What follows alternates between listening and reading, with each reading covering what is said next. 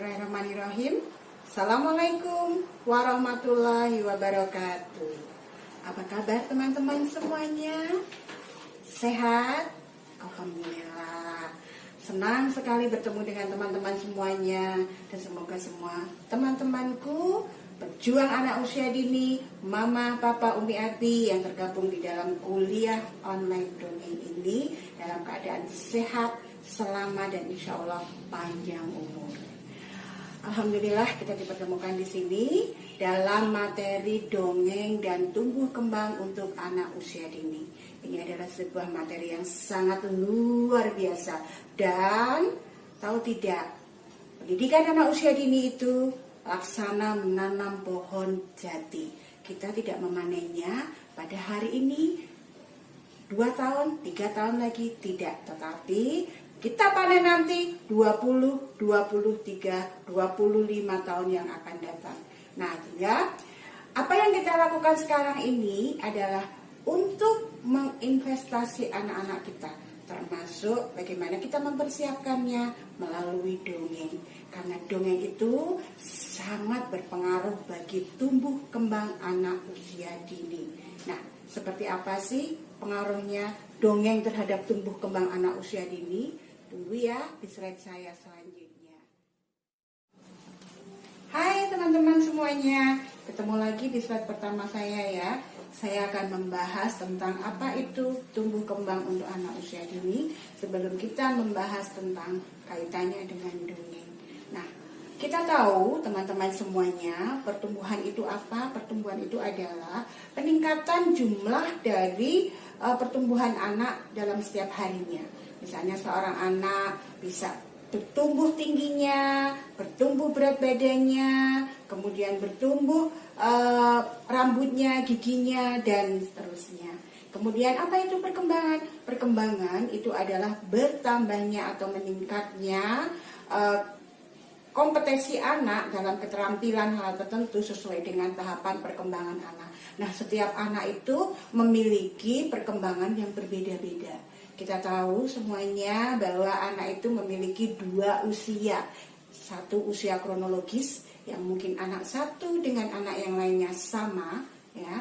Tetapi ada usia yang tidak sama yang dimiliki oleh anak usia dini, yaitu usia perkembangan.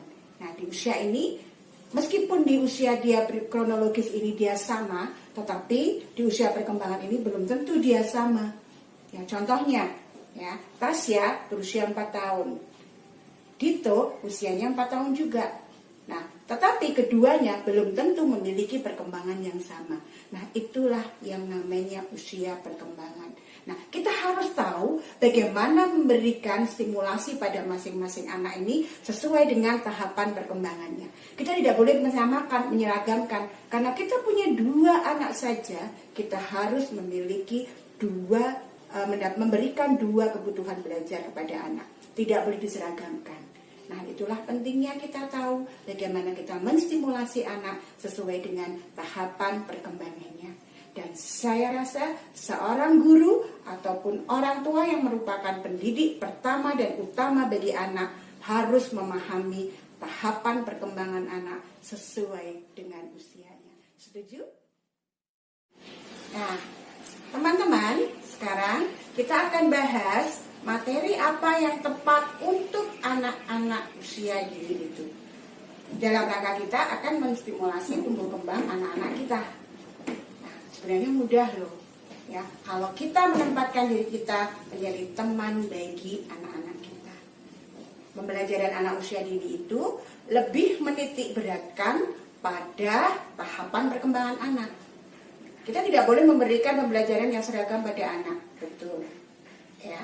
Lalu seperti apa? Itulah uniknya anak. Kita harus tahu satu persatu masing-masing kebutuhan belajar anak. Masing-masing memiliki kebutuhan belajar yang berbeda-beda.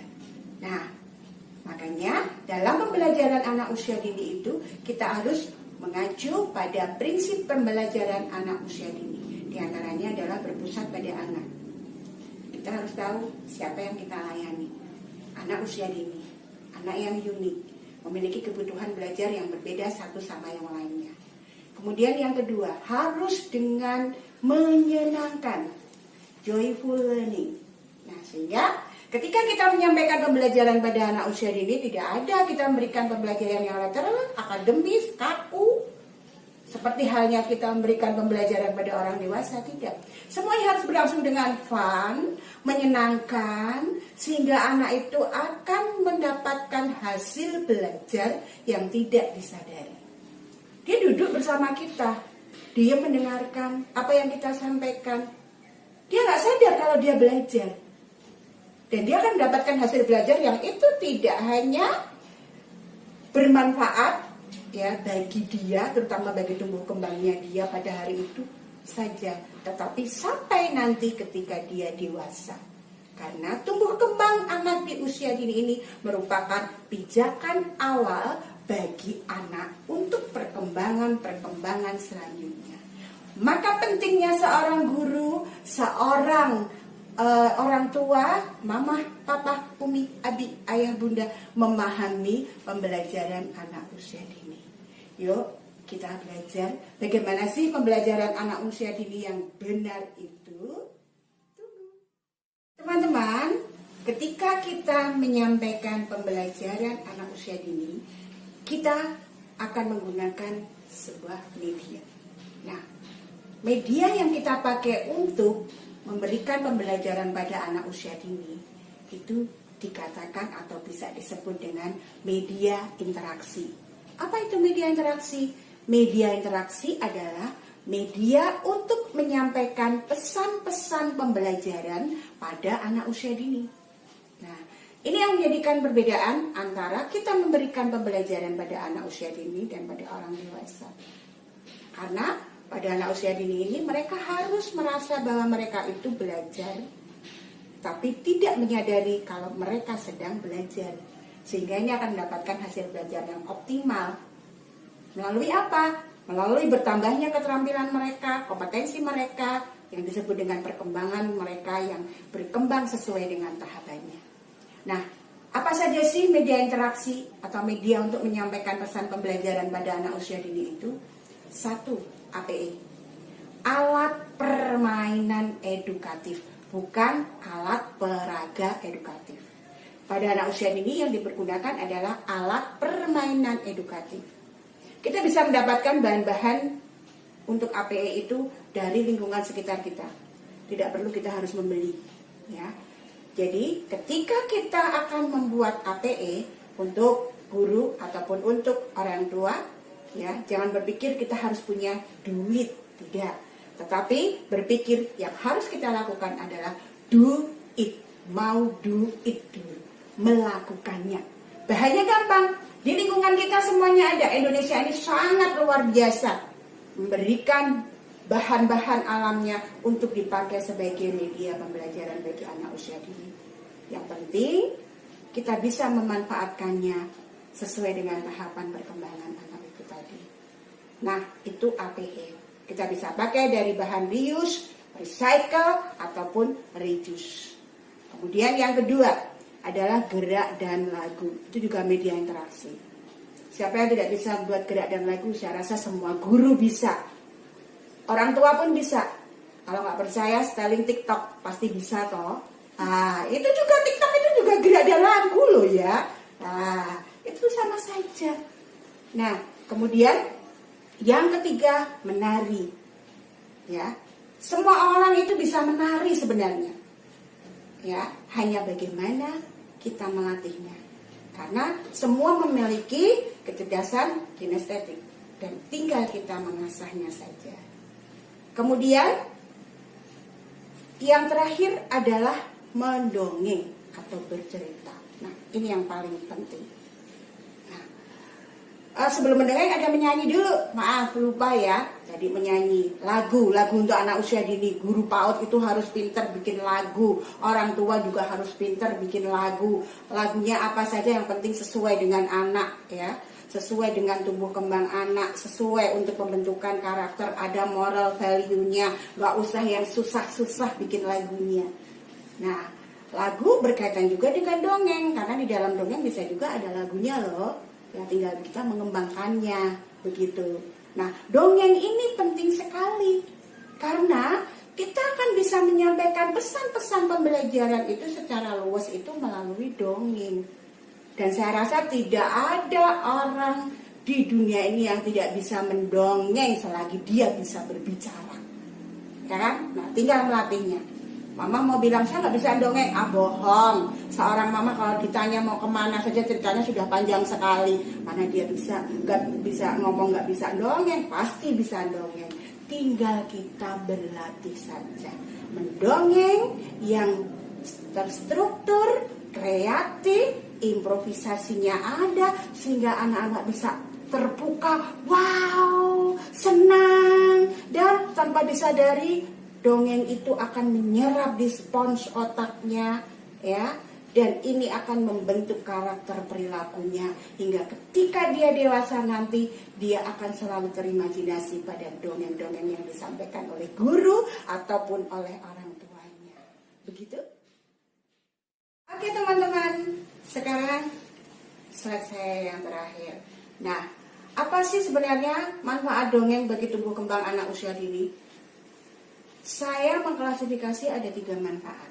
Yang pertama, dongeng itu untuk mendukung semua aspek pengembangan anak, dari mulai agama moral sampai ke seni.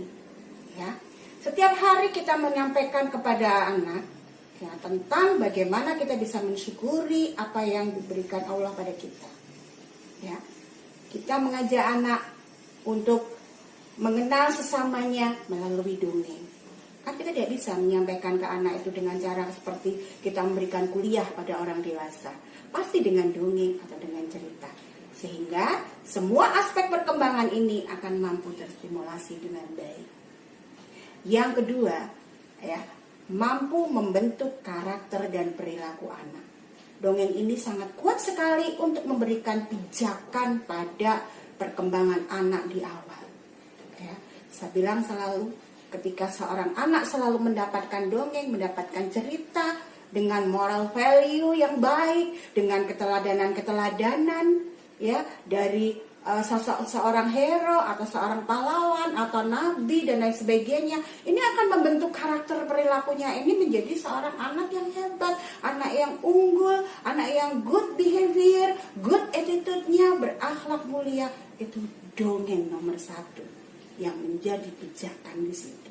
Dan seorang guru, orang tua harus mampu untuk menyampaikannya. Yang ketiga atau yang terakhir adalah dongeng ini mampu untuk memberikan bahan khayalan pada anak. Nah, untuk apa sih bahan khayalan pada anak? Teman-teman, seorang anak usia dini dari 0 sampai 5 tahun ini akan mengalami sebuah fase yang namanya fase khayalan. Nah, fase khayalan ini kalau kita itu tidak menstimulasi dengan baik, maka anak ini tidak akan bisa dapat mengembangkan imajinasi dengan baik. Satu contoh, ketika kita sedang foto bersama dengan keluarga, tiba-tiba anak kecil kita bilang, "Hai, di situ ada kuda lewat." Padahal tidak ada kuda lewat. Sebenarnya dia sedang berimajinasi bahwa di depannya ada kuda lewat. Sebaiknya apa yang dikatakan orang tua? Apakah menutup khayalannya dengan mengatakan, kamu bohong, masa ada kuda lewat di sini? Begitu, khayalan anak akan hilang, imajinasi anak akan terhenti, dan dia akan takut untuk berimajinasi. Tetapi ketika orang tua mengatakan, "Ma, lihat, ada kuda," anak bilang begitu, "Lewat di situ." "Mana nak kudanya?" "Itu." "Oh iya, kudanya gede sekali." Padahal sebenarnya tidak ada kuda, tapi kita ikut mengembangkan imajinasinya. Dia akan berkembang imajinasinya. Sehingga seorang anak yang berkembang imajinasinya, dia akan menjadi anak yang kreatif, orang yang kreatif. Ingat, orang kreatif itu tidak akan pernah kelaparan. Karena bagaimanapun dia akan menjadi anak yang fight, jadi orang yang fight, orang yang tangguh. Otaknya selalu berputar untuk kreatif. Begitu teman-teman, terima kasih. Saya Bunda Galuh dari Smart Trainer Dinas Pendidikan Kota Surakarta mengucapkan selamat belajar, selamat berlatih di kursus dongeng online bersama Istana Dongeng Nusantara dan Smart Trainer Dinas Pendidikan Kota Surakarta. Tetap semangat, salam sehat, salam gotong royong. Assalamualaikum warahmatullahi wabarakatuh.